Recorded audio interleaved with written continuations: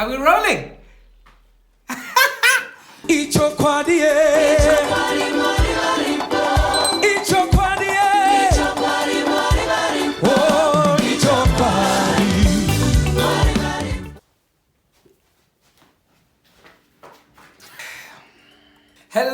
Hello everybody. Welcome back to yet another episode of my music journey. And as you know, my endeavor in this life is to make sure that I equip you with all the information that you will require as an upcoming artist, as an upcoming entrepreneur, as an upcoming public figure. So stay tuned, sit back, relax, and enjoy this episode of my music journey. By the way, if you still have not yet subscribed, in the words of a very famous artist, a legend actually, so they say, what are you waiting for? So on this episode, I'm talking about something really intricate. Like at the very beginning, I've hit you with the dictionary-worthy word intricate. By that I mean I'm talking about something that is really close to my heart. You know, something that I've lived through. You know what, fam? Let me just get straight to the point. For the longest time, I have hated my own voice. The sound of my own voice. I've hated it. And you may be asking yourself, but this guy, he's trying to play games with us. I told you before that I have lived through it and I'm giving it to you as it happened, lest it helps you become somebody different, somebody better in life. I remember I was talking to somebody very dear to me and they asked me a question. They were like, okay, so if you hate your voice so much, if you don't like, I think hate is a very strong word. If you don't like your voice, the sound of your own voice that much, why do you keep doing it? Why do you keep singing? Which is a very valid question. Why am I still doing what I do when I am my biggest critic, when I don't even like the sound of my own voice? As we grow up, people of God, we develop passions.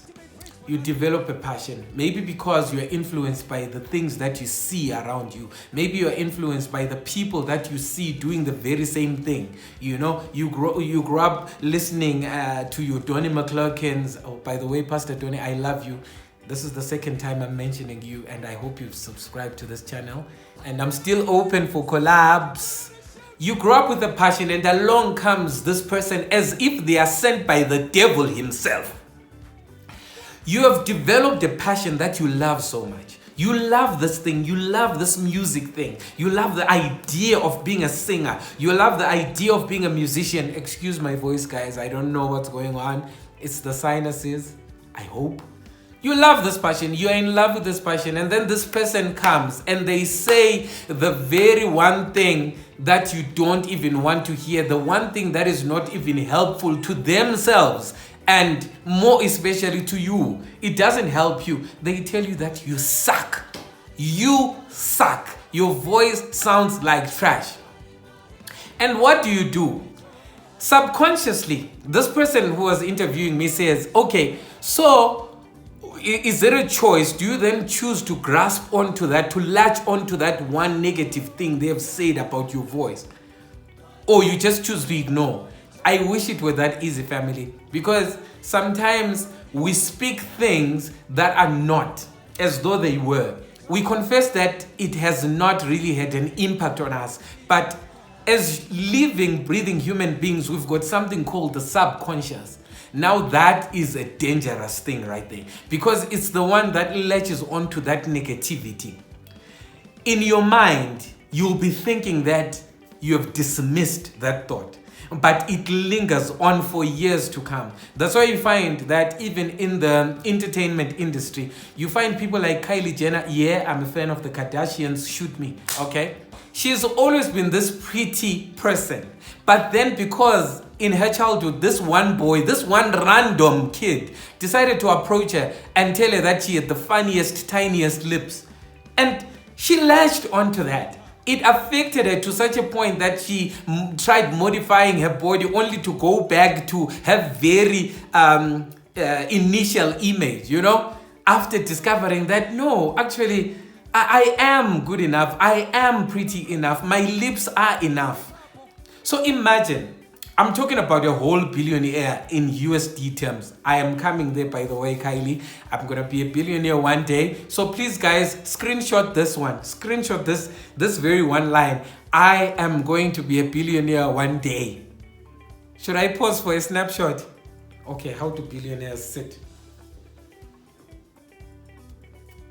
Billionaires never smile, but they okay. Yo, it's so difficult to be serious when you want to be serious, ne? Okay, billionaire pause.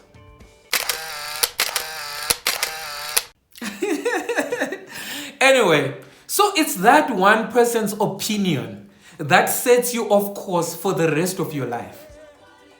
No matter how many people come to you and tell you that you are the best, you will always latch on to that. So similarly, I came across a person who, and let me tell you something very important, people of God. I said it in one of the episodes that it's always the person who we hold at high esteem who says the words that sting the most.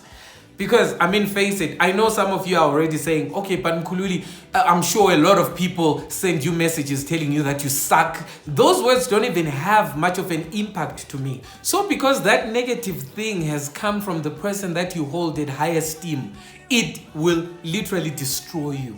So that is exactly the same thing that happened to me. I know we love sharing the positive stories, we love sharing the positive vibes, but somebody came to me and said, okay, but how are you really helping people with this journey of yours if you're gonna withhold certain things, regardless of how intimate they may be to you, regardless of how difficult they may be to discuss, you know, especially in this music circle, because people can just choose to not support you anymore because you've said something that they do not agree with, because you've said something bad about this public figure that they hold at high esteem, you know.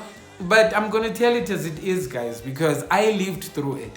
Somebody came to me and told me that my voice was not good enough. Somebody told me that my voice sounded nasal every time I say. By the way, nasal means coming from the nose. Search that up in the dictionary. I think, okay, let me just put it there. Let me just put it there so that you get an understanding of what nasal really means. I know, guys, I'm bombarding you with all this dictionary worthy words, but do bear with me. I can't help myself. Was I going to take it personally? Was I going to take it to heart? Had it been said by somebody I didn't know? No. So then, after having traveled to so many countries, an excess of 20 countries repeatedly, sometimes you perform in stadiums, sometimes you perform in huge arenas, and all these people are screaming your name. All these people are taking their shirt. Oh, no, they don't take their shirts off. I wish. If I was a pop star, though, why is it that validation is still not enough? Is there a monster that has been created inside of me? A monster that craves attention, a monster that craves validation, a monster that craves positivity? I don't know. I'm a work in progress, guys. Maybe you can help me figure it out, because it boggles my mind how it still affects me up to today. You know, there are days when I wake up feeling like I wake up remembering the very same words that negative person spoke into my life, regardless of the number of arenas that I've performed in. So sad.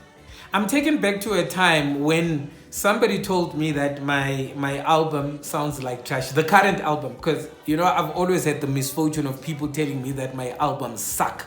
The first one sucked. I do admit it, it sucked. It's when I think about the 25,000 of you who subscribe to this channel. It's when I think about the 5 million of you who continually view my videos on a regular basis.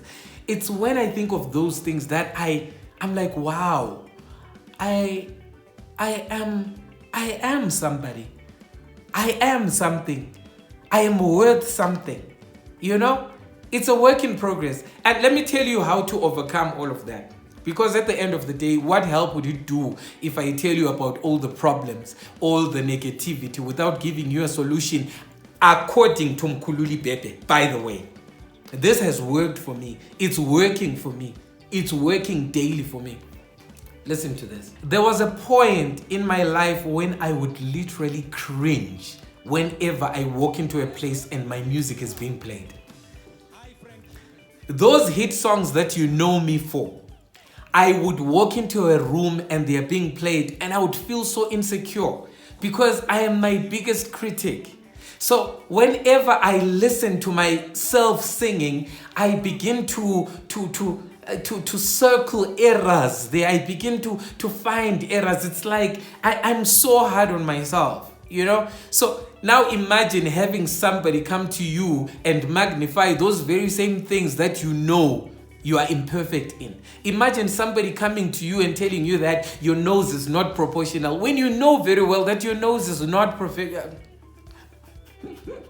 When you know very well that your nose is not proportional. And it's amazing how they would choose to latch onto the things that you're most insecure about. They will come and tell you that you've got big bunny teeth, that you've got this big, what do they call it, donkey lips. Names like those have been said to us. We've been called those names before.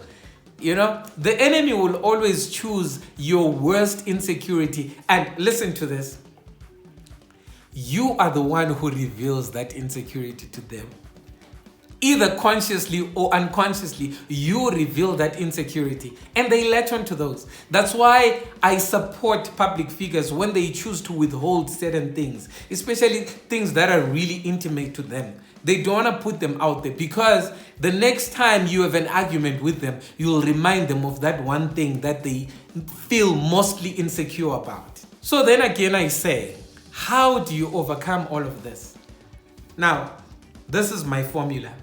Instead of cringing every time I walk into a place and find them playing my music, I dance along to that very same music.